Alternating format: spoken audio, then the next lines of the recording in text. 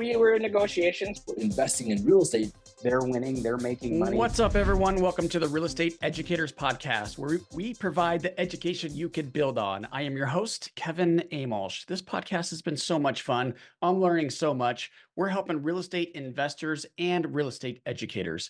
So if you're out there fixing and flipping, you're out there doing new construction like we're going to talk about today, or if you're out there building a portfolio, or if you're providing content to real estate investors, this is the podcast for you. I know you're going to have a great time with this episode because it's a really unique strategy we're talking about today, something that I haven't really come across before. So I'm excited to dig in.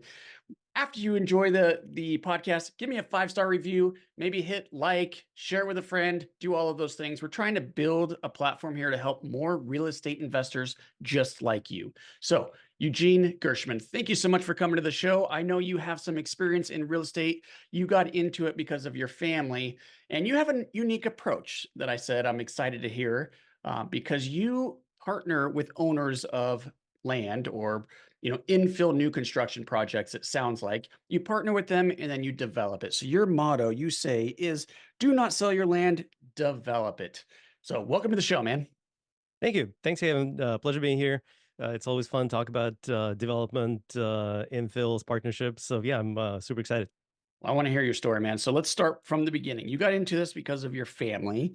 And I think you said, I'm looking at it right here, they were in construction, but you wanted to go a little bit different route. But what you're doing kind of sounds like construction to me. So tell me, when you say you want to be in a cleaner real estate business, what does that mean? It's funny. So just yesterday, I went into my LinkedIn and deleted the word builder from my bio. I'm like, I don't want to be associated with a builder. I'm a developer.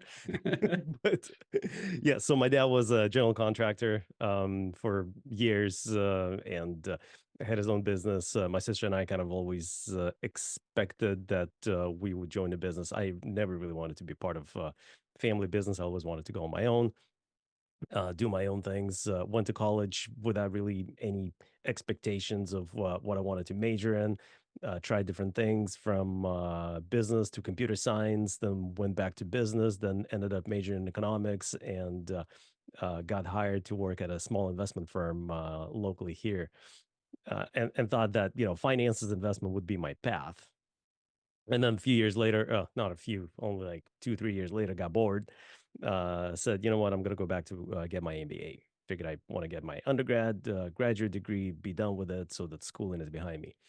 And my last year of my MBA, it was an evening program, so I still continue working full time with this investment firm, running, retirement projections and financial plans.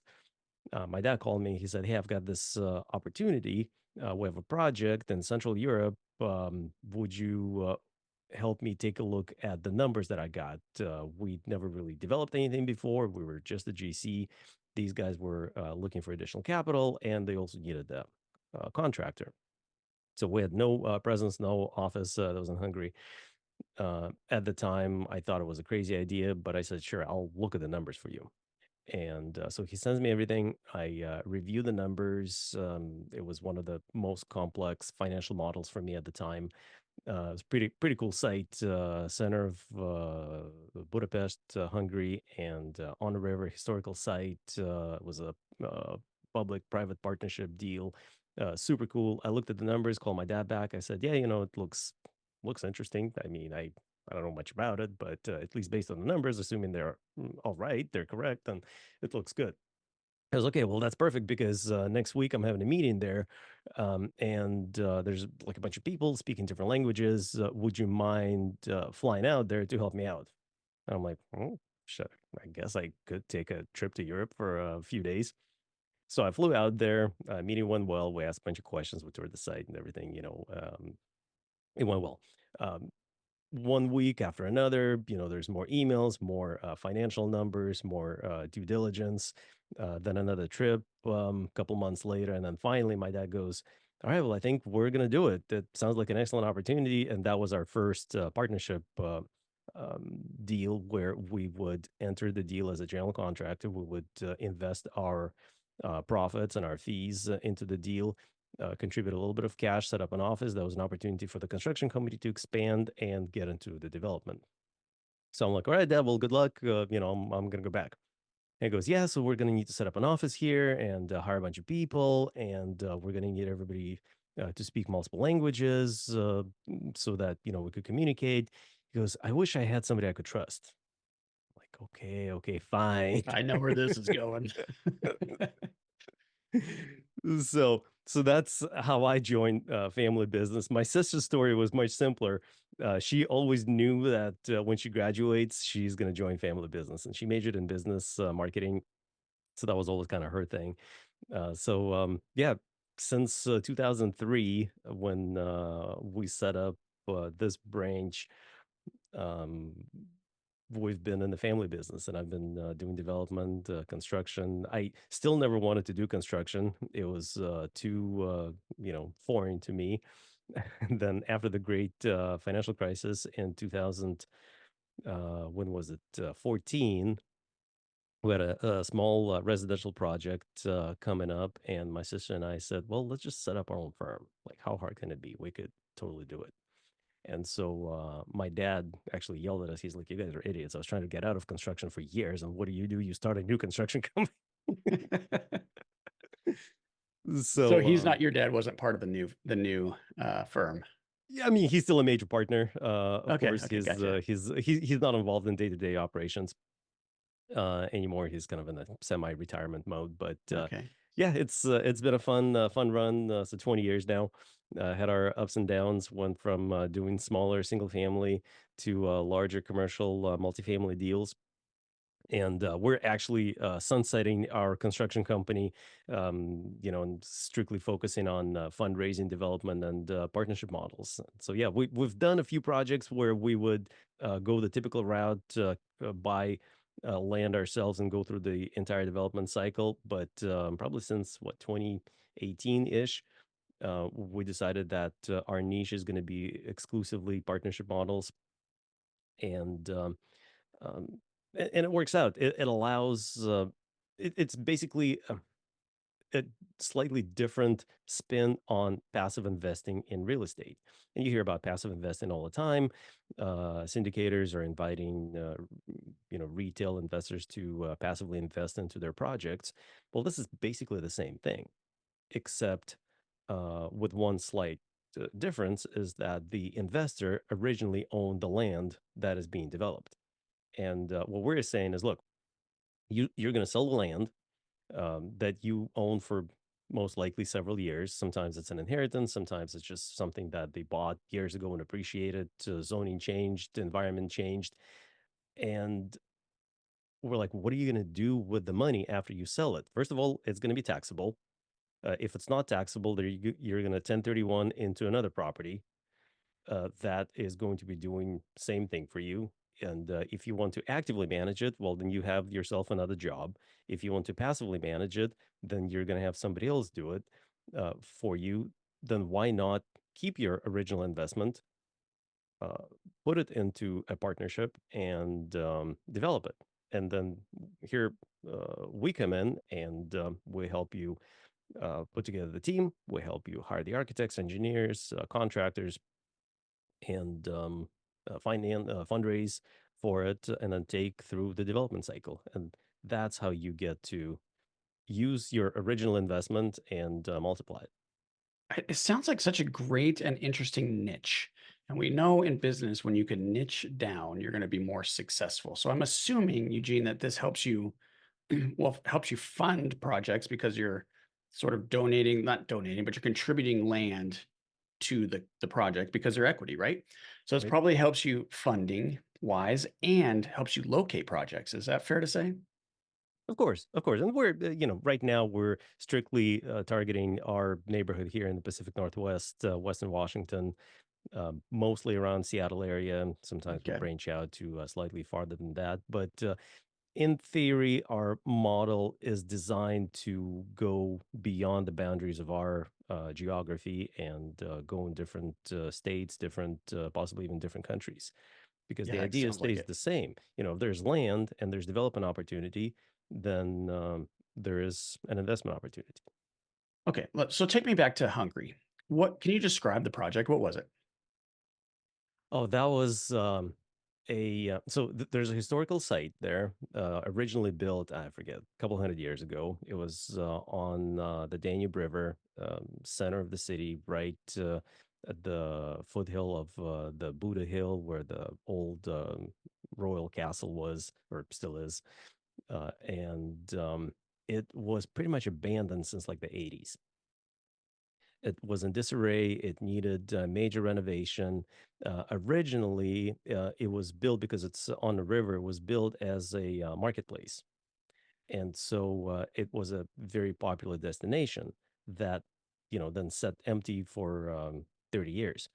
So the deal was the government was looking for private investors to come in and bring this space, this place into the modern world. And it was a pretty cool idea. There was, I believe, from memory, three other buildings, two on one side, one on the other side, that were adjacent to that parcel. They were also government owned. And the idea was to convert those buildings into offices with beautiful views of the river and the city, and then use the central part, the former market place, and convert it into modern high-end retail. There were several high-end retailers that expressed interest in it because it would be hugely visible. I mean, the river cruises stop right on the other side of the river. That's where the typical, they're usually starting or ending point of the Central European river cruises. So it was super popular destination. It That's would be very perfect visible. location, it It, sounds it like. was an awesome location, What an accessible to the amazing first deal for you, huh? right. Unfortunately, it never happened.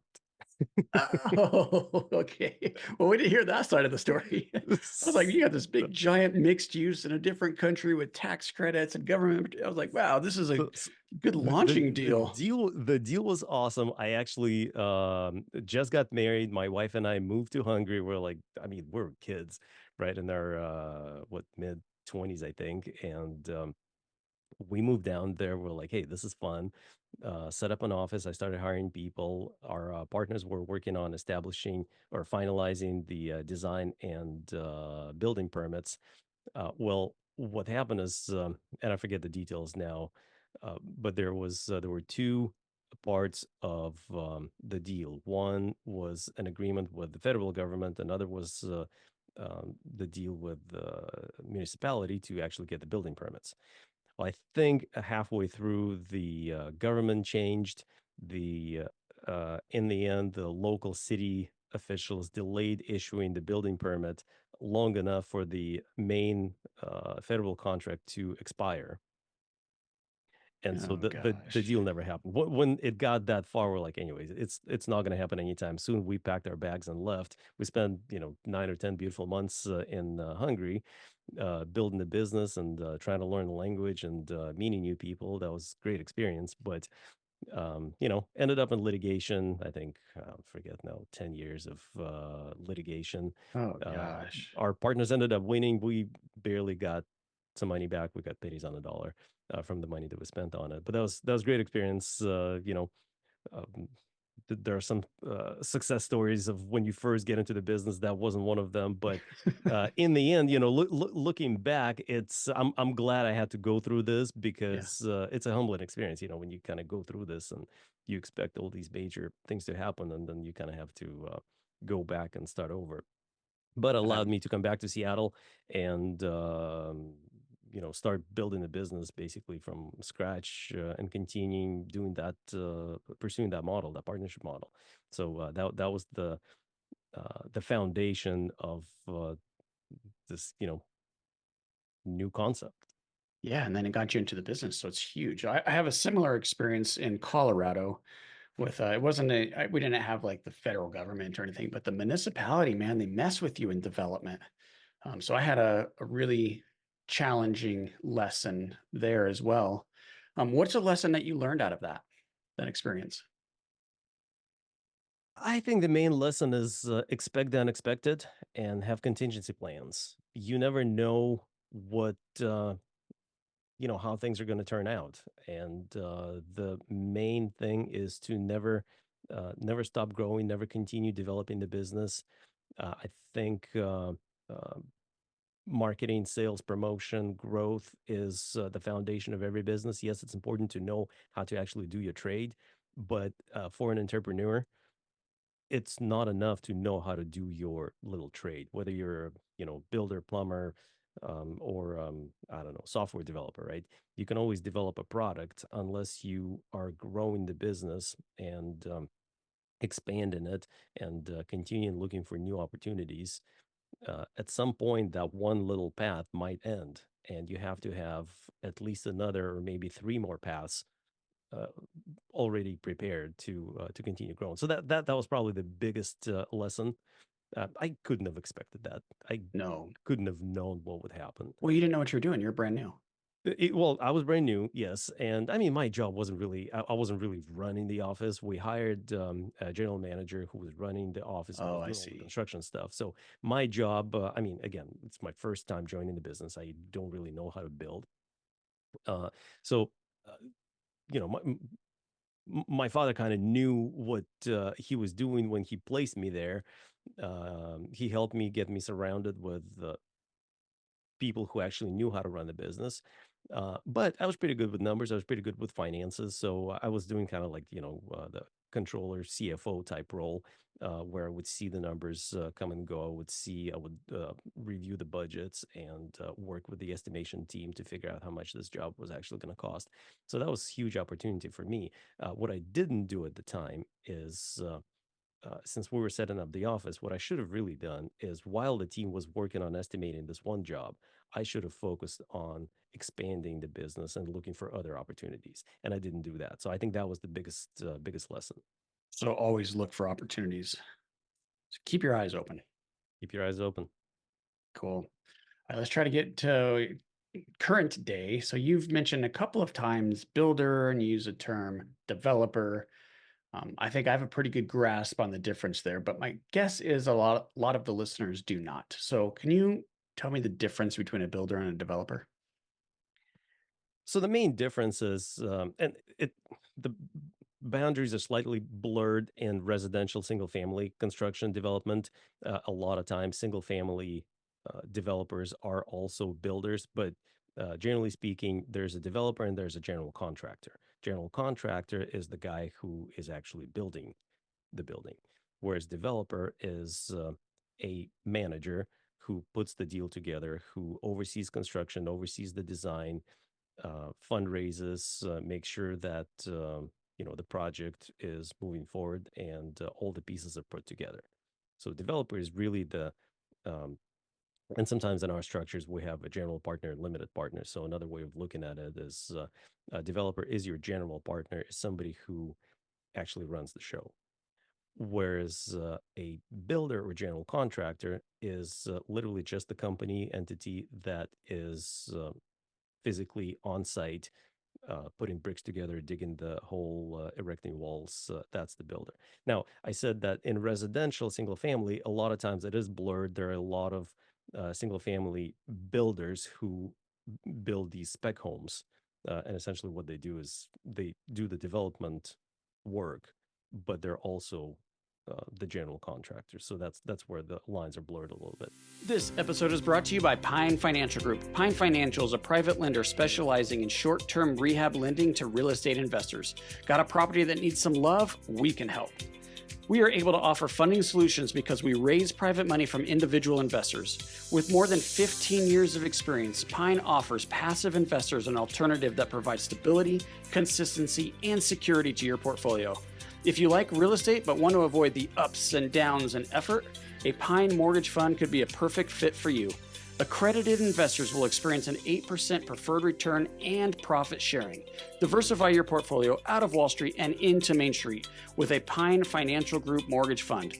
Get more information at pinefinancialgroup.com. That's pinefinancialgroup.com. Yeah, something that we see frequently in that space, especially if we're talking about spec homes, as you just mentioned, is we'd have the same person behind maybe two entities. We have the development entity and the builder entity.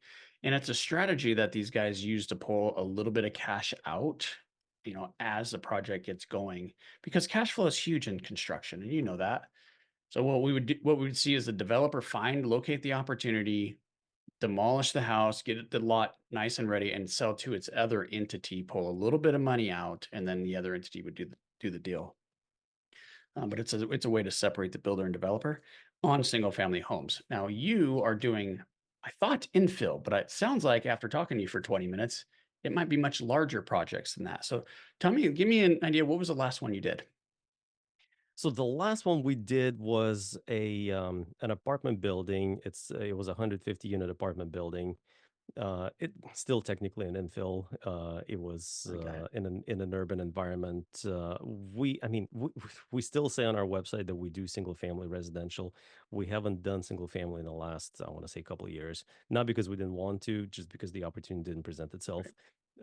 We actually discussed maybe we should take it down, but I'm like, no, I still want to do single family. It's fun. Like personally, I love doing single family, just because I on my walks and runs through the neighborhood, I look at these new construction houses that are being built, and I'm like, oh my God, they're all the same. I just want to do, if you like changed like 10% of it, it's not going to Yeah. increase your cost that much, but it's going to add something, something different. And I'm like, the buyers are surely going to notice.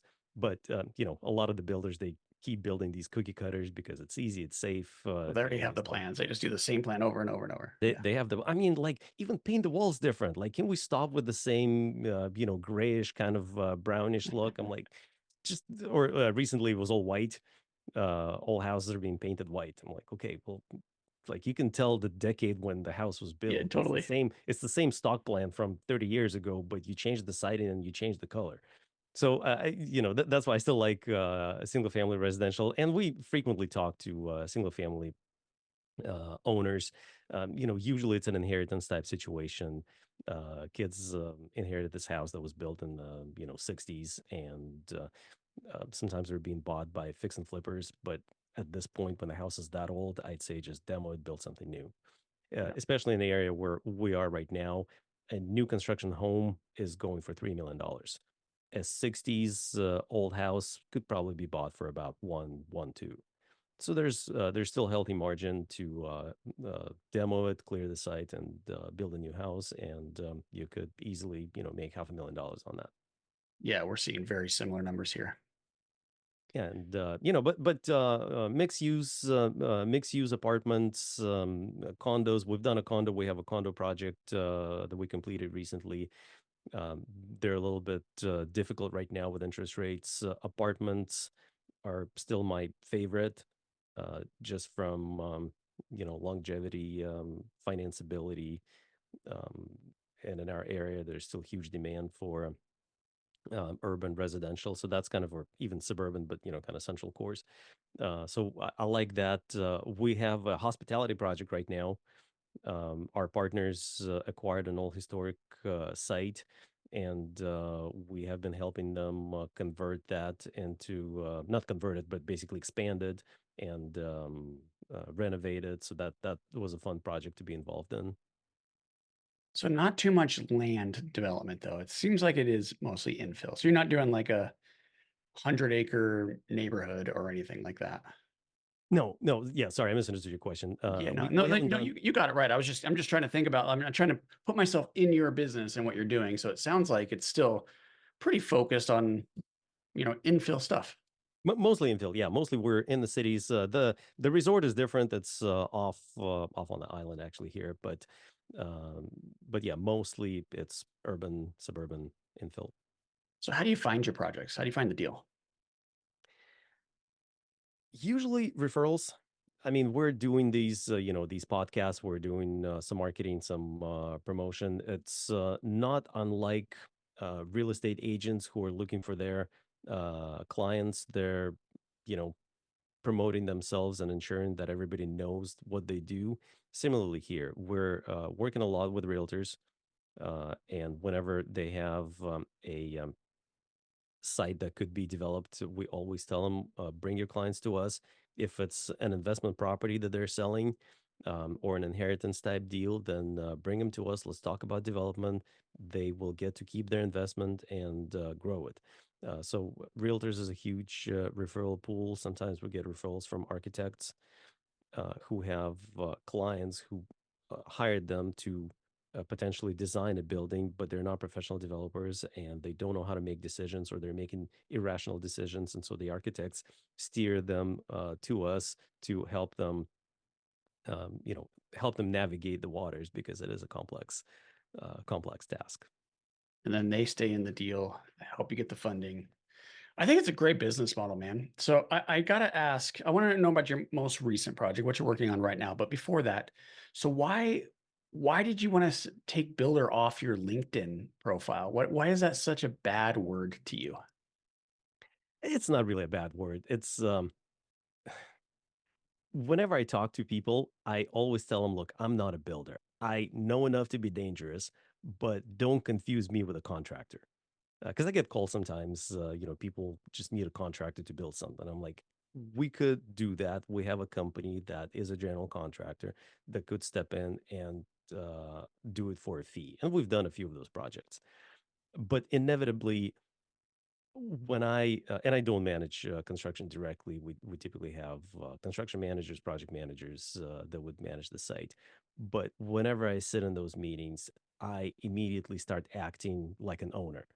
I look at it and I'd be like, well, this is what you should do here. This is what you should do there. This is how you cut costs. And it's almost opposite to how a contractor would think, because a contractor needs to multiply that number, and the more change orders, the better you Yeah, are. exactly.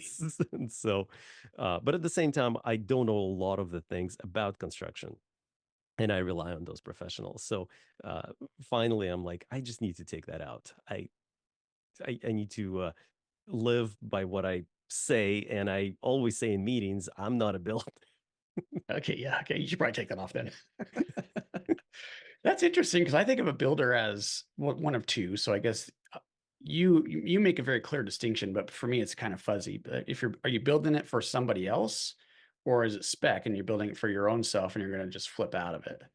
I think both are builders, but you're saying the way you view it is the developer is building for themselves. So when you're looking at the plans, for example, you're trying to figure out how to be cost effective. Um, so Well, that's not just interesting how we look at that slightly different. and not just cost effective. A developer would look at the cost or a change order that comes in and evaluate it not just from the standpoint of, well, my budget was X, and now you're asking me to pay 10% more, whatever that number is. But a developer would also look at it, will that increase the value? Mhm. This extra thing that I'm being asked to pay, does that increase the value? And if it does, then maybe I should accept that change because I can sell it for more. Or if it doesn't, or if it's an inevitable, then maybe I should reject it or should find another way. So that's the main difference. And it became really hard to manage both the development and construction side of the business, because there is that inherent conflict between the general contractor and the developer. And I'm it's specifically not using the word builder. I noticed. It doesn't need to be, an unhealthy conflict, right? Right. It's just like between the owner and the architect and the contractor. There's always conflict because they have different objectives. And yes, our objective is the same. We need to build a building and blah blah blah. But inherently, we have different objectives, and so the healthy conflict is what helps drive the process forward. And so I decided that I just need to stick to the niche that I am the developer. If I represent the owner, then my main objective is to see what makes sense for the project, for the ownership group, and that's what it is.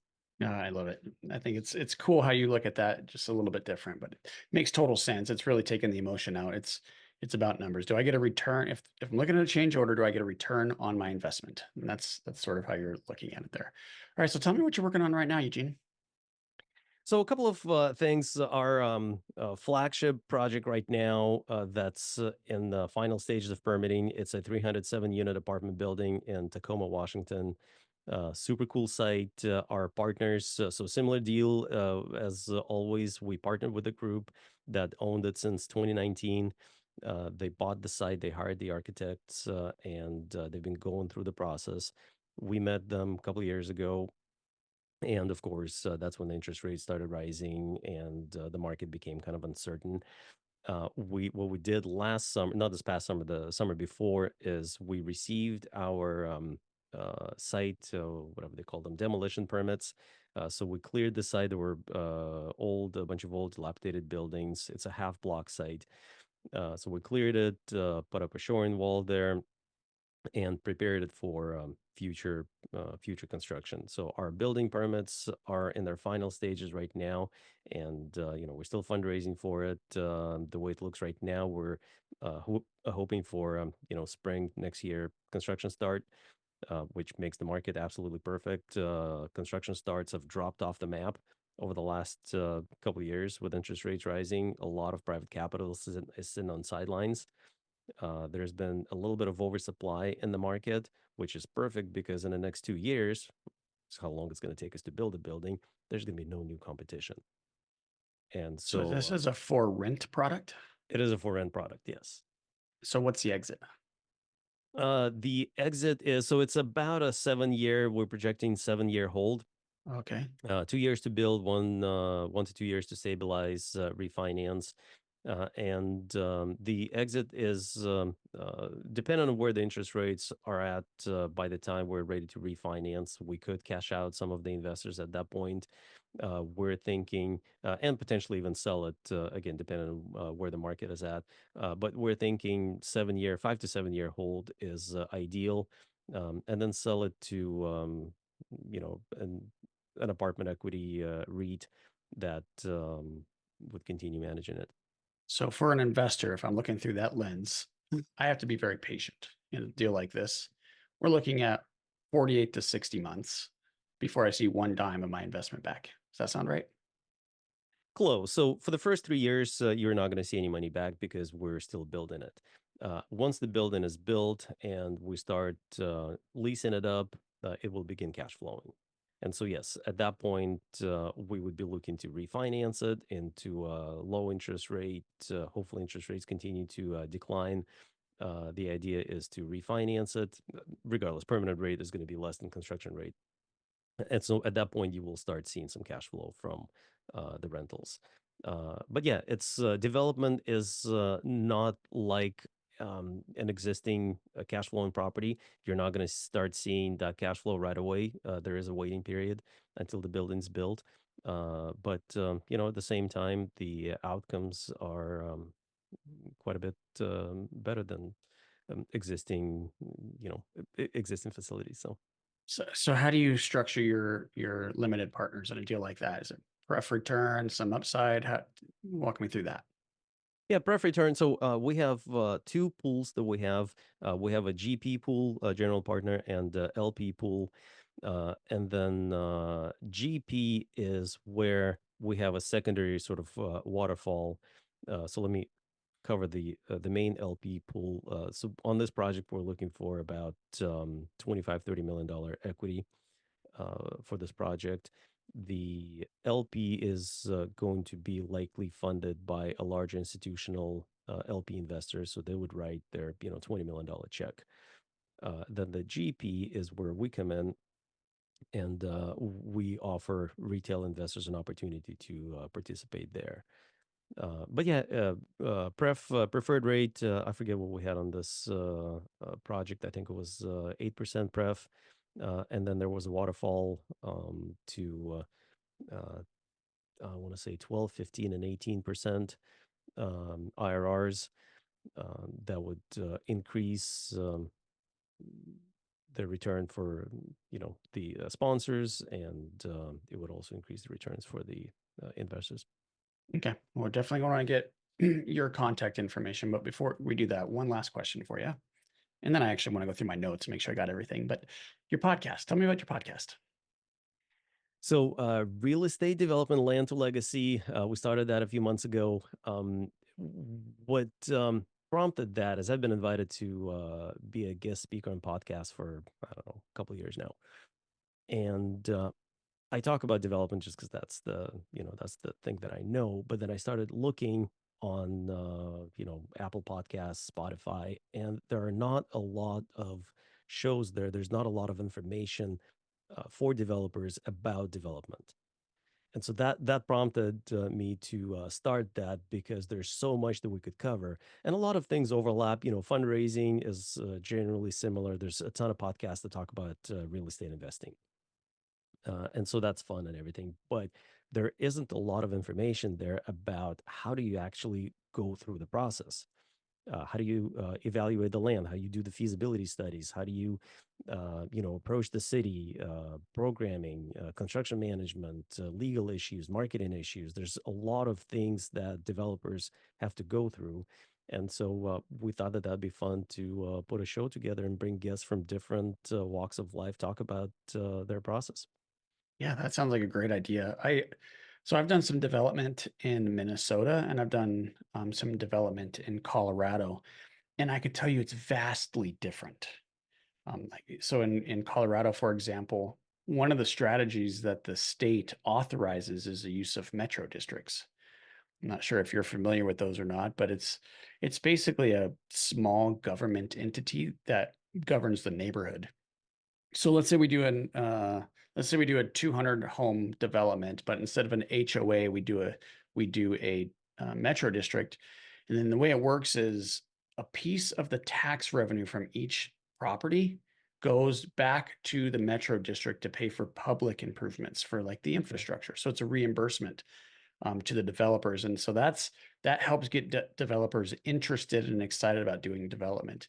So instead of tax credits, they create these little weird districts and they tax the owners in the community to pay for it. So Minnesota is nothing like that, right? They don't have such a thing. So I think it's very interesting that you're doing this podcast because there is so many different ways to approach it, and each area of the country is going to be vastly different, just from my experience in those two. So that's pretty cool that you're doing that. Absolutely. And I mean, even here in Washington, between different municipalities, counties, there's so many different rules, and everyone takes its own approach. Yeah, and I mean that's why you got to work with professionals, right? You got to work, like you said, you got to work with people that know what they're doing. That's how you when you went to Hungary, that's what you did. Right? You weren't doing the Right? the heavy lifting because you know what you're doing, but you Yeah, were of in the course. background learning. That's right. That's right. All right, man. Well, I'm going to go through some notes here, and then you're going to tell me if there's anything I missed, and then I would definitely want to get your contact information, and then we'll put in the show notes. You put in here your LinkedIn. If there's any other sites or whatever, we'll make sure we get it in there for you. But you have a very interesting story because you had a bit of an advantage because your family's in the industry, and you jumped right in going, across the pond to a very different, place, very different than the US. And you got your feet wet there. Obviously, the didn't go as you planned, but that's still a pretty cool experience. And you said you learned from that to expect the unexpected and always have a contingency plan. So you always got to keep your head up, be looking around, and never stop growing. So one of the mistakes you made was just kind of just sit back and let things happen. And you should have been continuing to grow the business while you were over there. Marketing is your foundation. That's the foundation for business. I learned that early on too. I think the marketing department is the number one department in any company. So you and I agree on that. Always be looking for opportunities. And the way you find your deals is referrals still work, guys, and podcasts work, and educating investors work out. If you're out there doing classes or seminars or all of that stuff still works. You target realtors and architects for obvious reasons. Is there anything I missed there? No, that's pretty good. Pretty Very good. close. What's what's one more piece of advice, Eugene, you can give if someone's like newer and maybe they just want to buy a rental property or something very simple to get started. You obviously did not go that route, but what piece of advice would you give someone? I think the main thing is to realize if this is something that you want to do full time, or if this is a truly passive endeavor. And the challenge that a lot of people don't recognize until it's too late is when they buy a rental property and they manage it themselves, they are getting themselves another job. You always have to be involved. You always have to communicate with your tenants. You have to solve problems. When your dishwasher leaks, you have to go and fix it or hire somebody to fix it. And what a lot of people underestimate is it is a job. And so what I always advise people is evaluate it from that standpoint. Do you want another job? Do you have time for another job? Are you skilled enough to do that other job? Or would you rather prefer having a passive investment where you could still achieve similar results, but invest passively, let other people who do that full time and are probably more efficient at it handle the management, and you could still benefit from the investment. So that's probably my biggest advice. Yeah, that's something else you and I are going to agree on. I think there's to create passive, well, I'm going off a little tangent here, but to create passive income and to really hit that financial freedom that we all want, more passive income than expenses, you could do it one of two ways. You could either go out there and work hard and earn it, or you could buy it. So when you're saying invest in real estate passively, you're just buying a cash flow stream in most cases. Now, in your case, it's more of a maybe cash flow, but also a big chunk of money sometime in the future, but you're still buying that income, right? You're not actually working for it. And rental properties, you guys, is not passive. I totally agree. Now, it could be a high paying job, but it is still effort. Even if you're managing a manager, there's still effort there. So yeah, Eugene, and I agree on that. All right, man, let's close out here. How do we get a hold of you? So GIS, S is in Sam, giscompanies.co. That's our website. I'm on LinkedIn, Eugene Gershman, on Instagram, TikTok, whatever other social media, EG_developer, YouTube as well.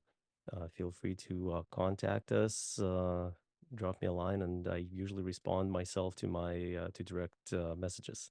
Sounds great, Eugene. Well, I know you have a lot of different things you could be doing, and you chose to spend some time here with us today. So I really do appreciate your time. And to the listener, you also could have been doing anything else, and you decided to listen into Eugene and I chat about development. So really appreciate you as well. And I hope you make this day a great one. Thanks, Eugene. Hey guys, I hope you enjoyed this episode as much as I did. If you did, please be sure to follow and leave us a review. Oh yeah, and tell a friend.